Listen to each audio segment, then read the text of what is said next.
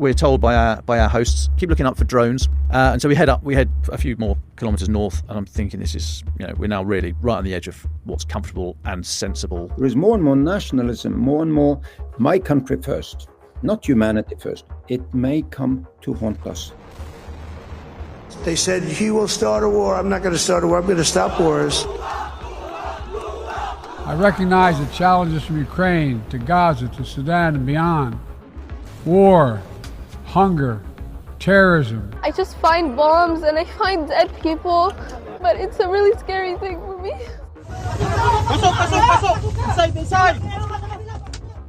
I'm Venetia Rainey and this is Battle Lines. It's Friday, November 29th, 2024. On today's episode, I'll be hearing from Associate Defence Editor Dominic Nicholls about his recent trip to Ukraine for our sister podcast, Ukraine the Latest. Plus, a rare glimpse into the war in Sudan.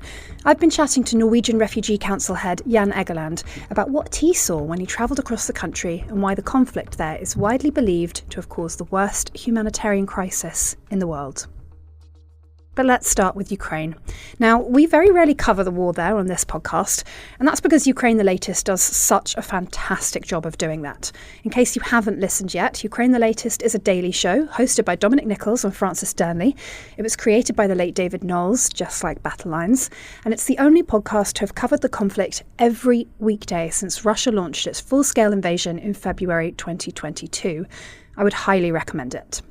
Now, Dom and Francis and a few other members of the team have just returned from a week-long trip to Ukraine, where they visited Kyiv and Kharkiv. I'm lucky enough to be joined now in the studio by Dom to hear a bit more about their trip. Welcome to Battle Lines, Dom. You've been to Ukraine several times before. What was different this time? Different this time because the threat, I suppose... So last time I was there in February, glide bombs were not necessarily a thing.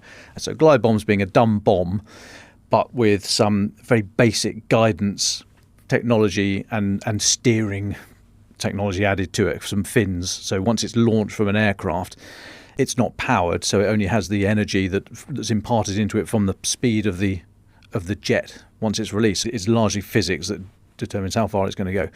But they are big 500-pound bombs, and they come whacking down at the speed generally that it was released from the aircraft, plus a little bit of gravity, so you get no warning at all, and they are just piling in and make a very, very big hole.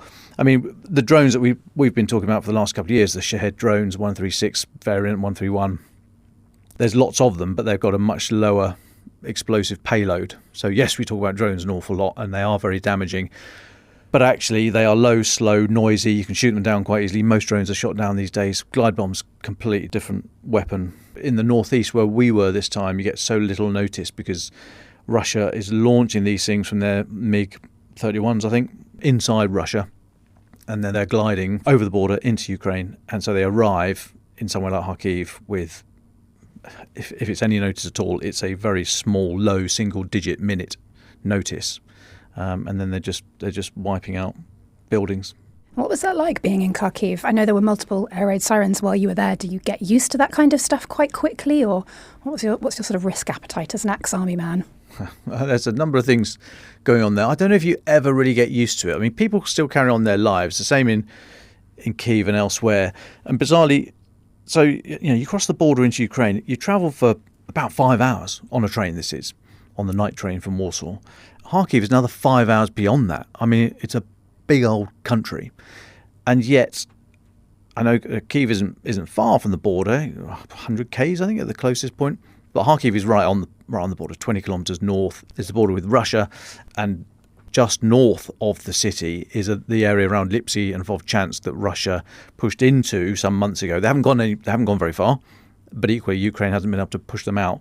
But actually, the threat is broadly comparable. Less the glide bombs that I was talking about a moment ago, but the amount of drones that are hitting Kyiv and missiles, is a significant number. And yet, when we came out, and you get back to Kyiv, it's quite easy to mentally relax and think, oh, we're out of the danger zone. We're back in nice Kyiv with cosmopolitan city, sun's shining, the cafes are open. Actually, no, the threat is very, very broadly comparable. And it takes a mental effort to keep ramping up and say, no, keep thinking about the threat. What's the risk? Where's the nearest shelter? What am I going to do if I hear an alarm now? Where's the team? All that kind of stuff. You guys were there in an especially interesting week, just after Biden had given permission for ATACMS to be used. We know Storm Shadow missiles were fired, and Russia sent what was initially thought to be an ICBM, later turned out to be a new hypersonic intermediate range missile. All of that was sort of playing out while you guys were travelling around Ukraine. Could you feel that on the ground? Did the war feel like it was shifting? No, I felt that before we went. There was a very charged atmosphere, largely driven by the press, about yes, the decisions by Biden to provide these policy permissions for ATACMS to be used wherever, and same with Storm Shadow, that added to a fevered debate, the predictable response from Russia, the escalation and all that nonsense. Then this IRBM, the intermediate range ballistic missile launch, which doesn't seem to be a new category of weapon. This seems to be a bodge job of old experimental stuff got off the shelf. So this is the difference between kit and capability. They got that one off the shelf. They could probably make 2 or 3 more, but it's not a long-term production line of these things. That's not to deny how effective it was. Question for NATO, like, would you have been able to shoot that down, NATO? Anyway, that's a question for another day. So it was a very charged atmosphere going out there, and I was taking soundings off, well, anybody that I thought was sensible, to try and judge the risk. So, do we have to go? Do we stop it? Do we pull the team out? Do we not do this anymore? Do we come back another day? So this calculus was running through my head the whole time, and it's very difficult in an atmosphere where there's information poor, but sort of rhetoric large. So I was struggling to get a real good feel for what I genuinely thought the risk was. And then conversely, when you get into the country, most people you speak to are pretty resigned to it. They ignore the air raid alarms. So they're not the greatest barometer either. It was pretty tricky. Okay, so let's talk about Kharkiv, because that's where you were doing the bulk of your reporting. What kind of stories were you looking at while you were there? Well, we were looking at a number of stories. We were looking at how children are educated in these newly built underground schools, and the teachers carry on as they can and provide education. And kids are pretty resolute and pretty, they bounce back. But it would have an effect, and especially some children. Think about kids who are 10, 11, 12-ish now. So they know what's going on, right? And they've lived through this for 3 years. And then, of course, just before that, they had COVID. So their childhood was totally disrupted. And so, yes, there was provision of education now underground, but with no daylight. So, what's going to be the long-term effect of that? So we were looking at that. I was concentrating on the military side. So I was, through various contacts, I was hosted by the Kraken unit, which was, the genesis is slightly odd. It was one of these units that was set up after the full-scale invasion. It's part of HUR, the HUR, Military Intelligence Directorate, but it's a sort of self-starting group of misfits, artists, creatives. When you say artists and creatives, and I heard you talk about this on Ukraine the Latest yesterday, do you mean literally artists and creatives, or is that an army term for people who think outside the box? Well, probably more so the latter. I spoke to some IT engineers and guys who worked in the advertising industry. So there's some creatives there. But it's a little bit of the bolshiness of being a self-starter and not necessarily fitting into a rigid hierarchical organisation, and then culturally the unit resisting. There hasn't been a huge amount of effort, but resisting any effort to bring them into the wider fold of the Ukrainian armed forces. They prefer being slightly to one side. The Military Intelligence Directorate under General Kirill Budanov is a separate chain of command. He doesn't work for General Syrsky, the head of the armed forces. The military intelligence is separate. Now, yes, the ultimate boss is Zelensky, so Zelensky can tell Budanov what to do, and then he sort of passes it down to Kraken, and they may or may not do it. But Syrsky cannot, and there's a real tension between those two people, Budanov and Syrsky, and a tension between these self-starting new units that were set up after the full-scale invasion and the regular armed forces. And they sort of take pride in that. And what do the Kraken do? Can you give us some examples of recent operations that we know about? Well, so they were fairly instrumental in the original defence of Kharkiv and pushing Russia back. They then have since been deployed elsewhere. Down in the Donbass, they fought in Bakhmut, and elsewhere. They've largely moved back up to Kharkiv in the last few months in anticipation of a renewed threat from the north and east. You guys have reported extensively on how morale is a real issue in the Ukrainian army now. Was that also an issue in the Kraken? That wasn't the impression I got. They're aware, but they just don't really care. Debates about, do you think Trump's going to make a big difference? They're like, whatever. I'll just line the Russians up. I'll just shoot them until I run out of ammunition. It's not going to make any difference to me. So they don't really care. We say, well, this could be, if the US withdraws support, that would put Ukraine in a very tricky position. And they sort of shrug, take another sup on their vape, and then sort of go, yeah, okay, it's going to be a bit harder, but we're not going anywhere. We're still here. Are there any other stories that you guys are reporting on that people should be following Ukraine the latest in the coming weeks to hear about? Yeah, other bits and pieces. So we've yet to. I mean, what we did do, we got a lot of good material. We took the temperature, if you like, of Kharkiv right now. So I was with Jack Leather, videographer.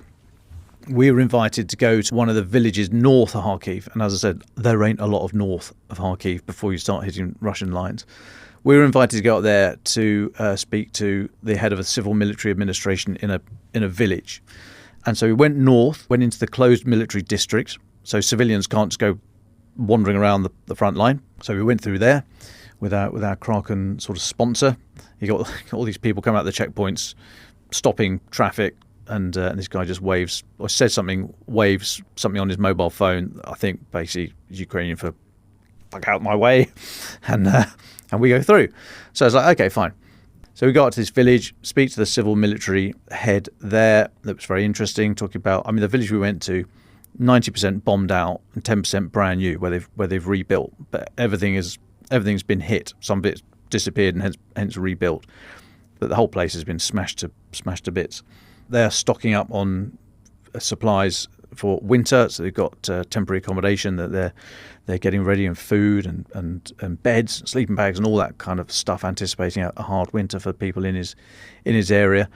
And this area had been overrun by Russia and then pushed back. So I was talking about what was life like under Russian temporary control, and he said it was hard, but not initially anyway.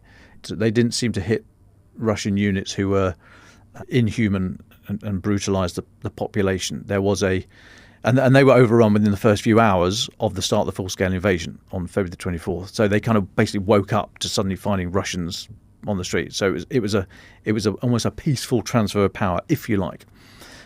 He said thereafter there were some instances of violence and some people that were taken away and not seen of again. But generally, it was an ordered fait accompli within the confines or the construct of Russian control. He was able to look after or to administer to the people in the town to a certain degree. However, he's now, that was 2.5 years ago when Russia thought they were going to roll in. I mean, they went in some areas with their parade uniforms packed, thinking there'd be a little bit of fighting, and then it would be uniforms on, marching up and down, big band, and welcomed. So, at that time, we hadn't seen the atrocities in Irpin, Bucha, Donbass, Mariupol. But now we do. We know what it is, and Russia's had its nose put out of joint. It feels humiliated because they've been shown up to be utterly ineffective, really, as anything other than just a meat grinder with no moral bar.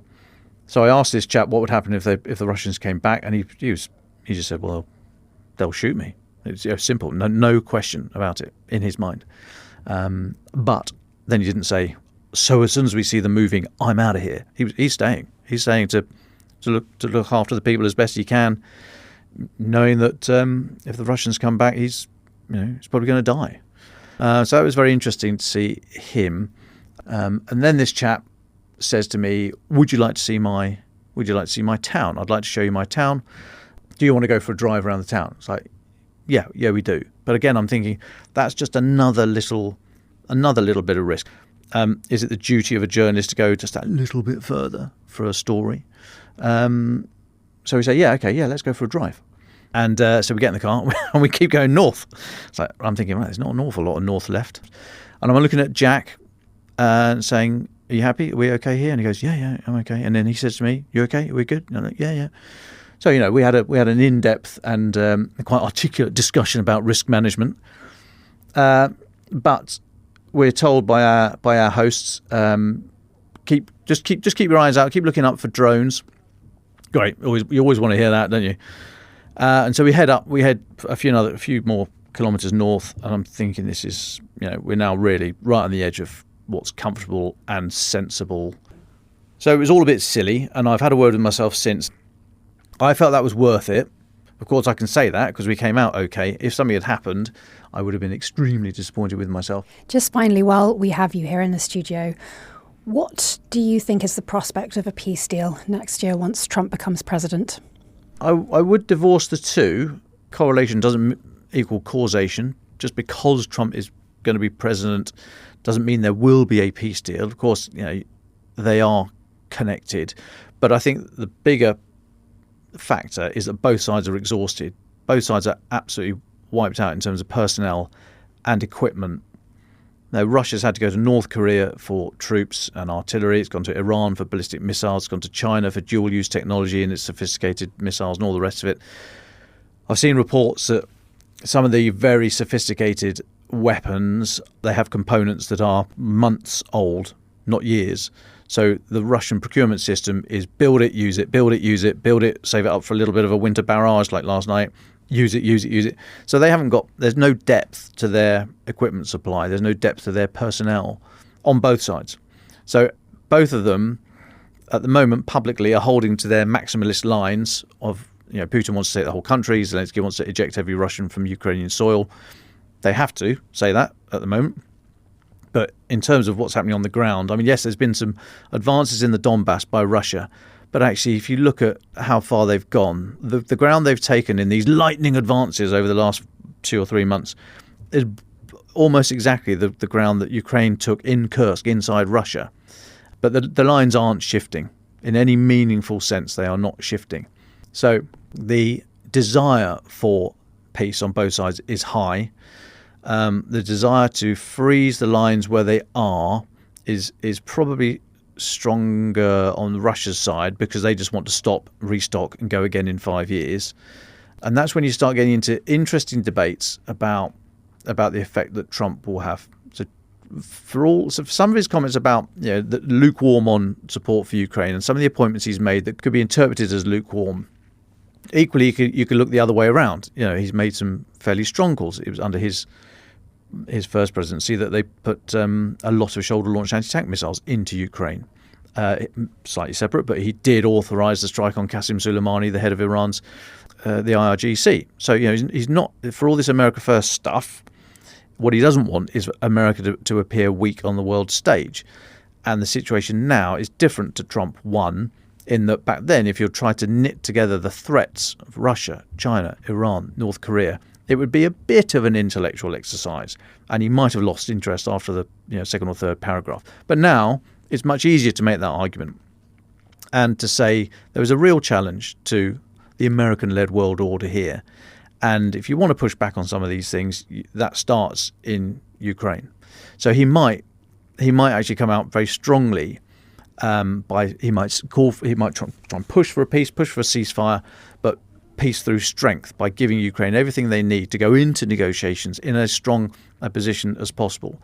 If the only security guarantee in town is NATO Article 5, what short of that can you offer Ukraine that would be a meaningful and credible deterrence to Russia? Well, question mark, is there anything other than NATO Article 5? But if the lines were frozen where they are today on some negotiated peace, and there's a UN-mandated ceasefire line, the same with many, many other conflicts throughout history, and Western troops, NATO troops, British, French, German, are part of that UN-mandated ceasefire line, would a Russian attack against that line be deemed as just pushing the edges of this UN ceasefire, or would it be deemed an Article 5 attack on British forces, French, Polish, Estonian? Right, so like a way of circumventing Ukraine joining NATO, which appears to be a red line for Russia, but still providing that security. Yeah, it might be an Article 5 light, Article 5 brackets minus. But if you attack a British forces in Ukraine, I don't think any Western politicians go, no, that doesn't count. That's just sort of normal violence. That's not Article 5. Of course, it's Article 5. So that might be a way of cementing the line where it is. That would require Ukraine to politically accept they've probably lost 20% of their territory and a couple of million people. But is that the price? If they get de facto NATO protection the next day, ideas out. It's not for me to say they should or shouldn't, but politically it's going to be very, very interesting to see what happens next year. Fascinating. Thank you so much for joining us. That's Dominic Nicholls, our Associate Defence Editor and co-host of Ukraine the Latest. Coming up after the break, a rare look into how the war in Sudan is playing out on the ground and why it's the world's worst crisis. Welcome back. Now to Sudan. We've covered the war there several times on this podcast, partly because it's a major conflict with extreme consequences, but also partly because of the near total silence in most media. Norwegian Refugee Council's Secretary-General Jan Egeland recently went to Port Sudan and Darfur. Welcome to Battle Lines, Jan. Can you start by telling me what you saw on your trip? It's so rare to speak to someone who's actually been inside the country, so I'd love to hear as much detail as possible. Yeah, my 1 week in Sudan, both in the east, Port Sudan, the Red Sea coast, and in Darfur, where few people go.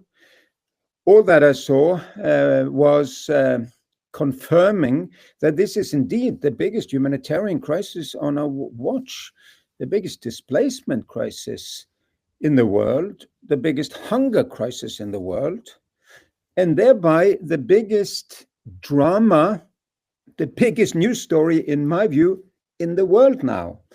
So, of course, sitting down with mothers, widows, with many children who have no food for these children, who have fled multiple times, many of them survivors of horrific sexual abuse. They've seen their homes go up in flames. They have been driven across Sudan and in the neighboring countries. I find it very hard to understand why this is not a bigger concern to the rest of the world. Well, we'll come on to that more a bit later, but I'd love to hear some more stories about the people that you spoke to and the things that you saw. Well, first, outside of Port Sudan, where actually the UN and many of the large non-governmental organizations have their headquarters, I went to a school, and in the school yard, there are now 3,700 people in miserable tents, and there is no food. There was food distribution the first couple of months by local groups. There is some provision of water, and that's it. There were families who had fled from Khartoum, the capital city. They lived a comfortable life there. This was a big city, a relatively well-off capital city. And now they have fled for their lives and they cannot sustain themselves. Many have disabled people among them. There was this lady, grandmother, and she had a daughter who was in her 30s, who was really a skeleton, still living, but cannot have many days left because she was not able to take in any food. There is no healthcare for her, and then this grandmother is alone with the grandchildren. The husband had fled after he had lost one of the sons. He went into a deep depression and he was wandering around, and then in the fighting he just disappeared. So she was alone, and it was heartbreaking. And again, we in the Norwegian Refugee Council, we're reaching now more than 700,000 people. But it's a drop in the bucket because there are 26 million people who need assistance in Sudan. And in the Darfur area, which is on the other western side of Sudan, next to Chad, most of the large organizations and most of the UN agencies are not really present at all. In part because the recognized government for the UN that sits in Port Sudan has not really allowed the UN to set up a sizable presence in Darfur. So there we're pretty much alone. Some non-governmental organizations we're scaling up as much as we can, especially with US aid money. But again, most of the people are off limit for us because we're overstretched, underfunded, and too few to meet the needs. Can I ask how you were able to travel around? Because the restrictions on aid has been a huge hallmark of this war. Well, I did after months get a visa, which is necessary to go to Port Sudan. That is now the de facto capital since everybody fled Khartoum. And that was easy. That's by plane. Then you have to go via Nairobi, Kenya, and Addis, Ethiopia, to get to Chad's capital, N'Djamena, to go with a small UN plane to eastern Chad. Then had a 2.5 hour ride by 4-wheel drive on hopeless roads to Adre, which is the border town to Darfur in Sudan. And then we drove over and into Darfur. I didn't ask for permission for anyone there. I'm a humanitarian worker. I need to go where people are. And you've described it as the world's worst crisis. Why do you say that? What are the numbers that are making you say that with such confidence? Well, it's now 26 million people who need food aid and other humanitarian assistance, and this is not just to get a better life; it is to have a life. It is to survive. So, of course, Ukraine, Gaza, Lebanon have and are living through untold horrors. But in each of these places, we don't see these kind of figures. So it's the size of the problem, size of Sudan, big country. And half of the population, more than half of the population, is in deep crisis and face hunger because it's all over the country. These armed men are fighting each other to the last woman and child in the east, in the west, in the south of Sudan. How have things got so bad? Well, it started when the rivalry of two of the armies and two of the leading generals in April of last year, so 1.5 years ago. And then the war just spread because all these armed forces were spread all over Sudan. Conflict was popping up in one province after the other. And now, of course, other ethnic armies and militias have also started to fight, to defend themselves, to take territory, to settle old grievances, and so on. And when a conflict like this erupts, it's very hard to avoid there to be an uncontrollable scale-up. Because now too many people live by the gun. They plunder for a living. Their revenge is what drives them, etc. What are the long-term consequences of this kind of instability, and particularly of this scale of hunger and famine? Well, I mean, it is, of course, that we lose untold numbers of lives. In Sudan, number two, that millions flee to the neighboring countries. Altogether, 14 million people have been driven out of their homes. 14 million. I know of no other place on earth this last generation where we had that number. I think in Syria there was 12 million people, and the whole world was outraged, really. Here's 14 million. And then when you think beyond this initial displacement, it's very clear for Britain, for Norway, for Europe, that people who have no hope of a better life in Sudan, Darfur, Chad, they will not stay. They will go north. So I met with youth in eastern Chad, and I asked them, where do you see your future as youth leaders? Is it to return to Darfur, western Chad, or is it to stay here in eastern Chad? And they said, we're not going back where we saw our houses go up in flames and our friends being massacred just because we belong to an ethnic group. And there is nothing for us here in the poorest place on earth, which is Chad. We're going to the Mediterranean, we're going to Europe. Even if we risk our lives, our future is in Europe.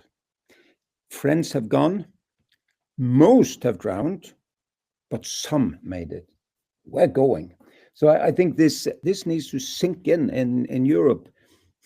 If it's not our ideals that drives us to have much more of an engagement in and for peace and aid to and hope for Sudanese, it should be our interests. As I understand it, the UK is not so interested in more small boats. Well, it will happen if people give up any future life where they are. I would go north. You would go north. If you have children and you see them starving, you will go. Just finally, we've touched on it before on this podcast, and you've mentioned it at the top of this interview. The silence around this issue has been deafening, in your words. No one's speaking about the fallout from the conflict, media largely ignoring it, aid agencies struggling to get funding they need. I noticed in the Norwegian Refugee Council said that soup kitchens in Khartoum have even closed down because they don't have promised funds. Why do you think that is? Well, I also wonder, really, because 20 years ago I was the UN's humanitarian leader and led a response to the crisis at that point in Darfur. That was the first time the world really learned about where Darfur was. And George Clooney went there with a lot of media. The US president discussed it. The then Prime Minister Blair had it in his cabinet meetings. So did the French president, the European Commission, Colin Powell, the Secretary of State of the US, went there. I went there with Kofi Annan, the Secretary General at the time. We had all the money we asked for, and we had all the pressure on the authorities and the parties that we asked for. Today, the crisis is 3 times that, and we don't have this interest at all. I think it is because the world seems to be able to concentrate on 3 things. That is Trump and what he's doing every second hour, then on Middle East, and then on Ukraine, which is understandably important because there's war in Europe. But the biggest crisis is then forgotten. And then, of course, we're also having a bad moment in international relations where there is more and more nationalism, more and more my country first, not humanity first, my country first, my interests, my pocketbook. And that is a short-sighted policy. It may come to haunt us down the road. Thank you so much, Jan. That's Jan Egeland, Secretary General of the Norwegian Refugee Council. That's all for Battle Lines this week. Join us again on Monday for a Middle East-focused episode. Goodbye.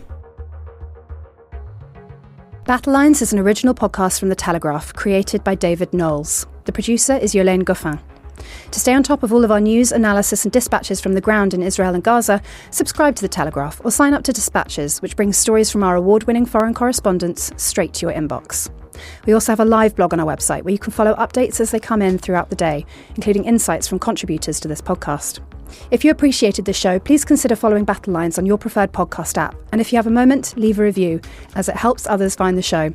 As disinformation is a particular problem during conflict, we are relying on your support more than ever. Battle Lines is part of wider Telegraph foreign coverage in our podcasts. If you're interested in finding out more about the war in Ukraine, you can listen to our sister podcast, Ukraine the Latest.